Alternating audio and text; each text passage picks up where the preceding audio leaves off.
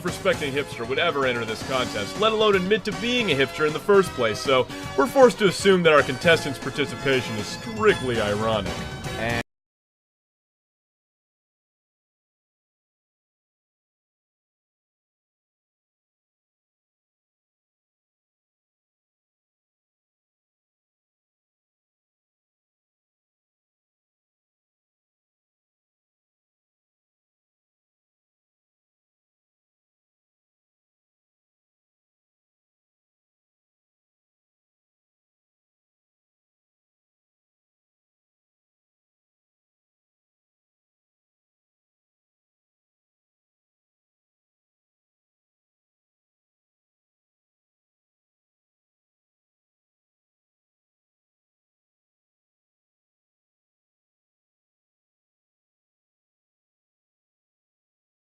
Thousands, investors in the US and abroad looking for a low-risk, high-return investment started throwing their money at the US housing market. The thinking was they could get a better return from the interest rates homeowners paid on mortgages than they could by investing in things like US Treasury bonds, which were paying very low interest. But big money global investors didn't want to just buy up my mortgage and Stan's mortgage. It's too much hassle to deal with us as individuals. I mean, we're pains. Instead, they bought investments called mortgage-backed securities. Mortgage-backed securities are created when large financial institutions securitize mortgages. Basically, they buy up thousands of individual mortgages, bundle them together, and sell shares of that pool to investors. Investors gobbled these mortgage-backed securities up. Again, they paid a higher rate of return than investors could get in other places, and they looked like really safe bets. For one, home prices were going up and up, so lenders thought, worst case scenario, the borrower defaults on the mortgage, we can just sell the house for more money. At the same time, credit ratings agencies were telling investors these mortgage-backed securities were safe investments.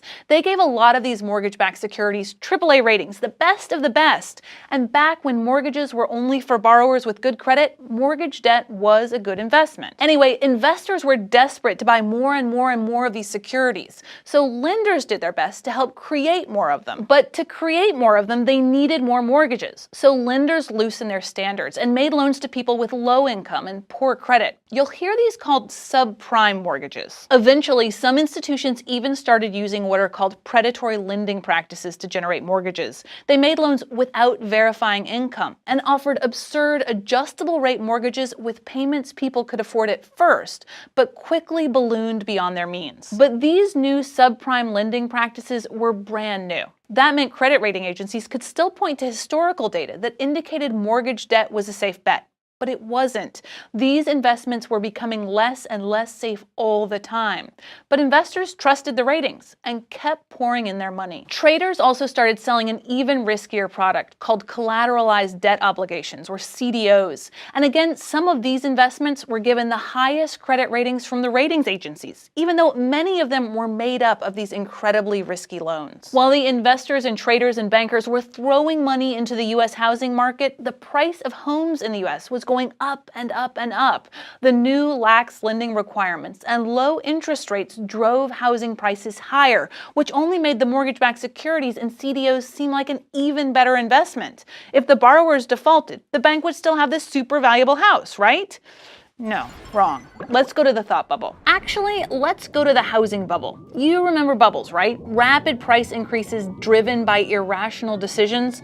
Well, this was a bubble, and bubbles have an annoying tendency to burst. And this one did. People just couldn't pay for their incredibly expensive houses or keep up with their ballooning mortgage payments. Borrowers started defaulting, which put more houses back on the market for sale. But there weren't buyers, so supply was up, demand was down, and home prices started collapsing. As prices fell, some borrowers suddenly had a mortgage for way more than their home was currently worth. Some stopped paying.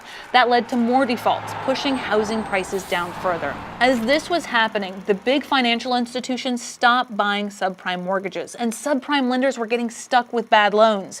By 2007, some really big lenders had declared bankruptcy. The problem spread to the big investors who'd poured money into these mortgage-backed securities and CDOs, and they started losing money on their investments. a bunch of money. But wait, there's more. There was another financial instrument that financial institutions had on their books that exacerbated all of these problems.